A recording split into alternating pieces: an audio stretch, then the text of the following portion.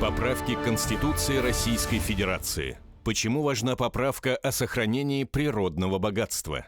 Потому что хорошая экология – это наше здоровье. Чтобы редкие животные и растения не исчезали. Потому что наши природные богатства мы должны сохранить для своих будущих поколений. Это одна из важнейших задач, которая стоит перед нашей страной. Если не будет природы, не будет нас.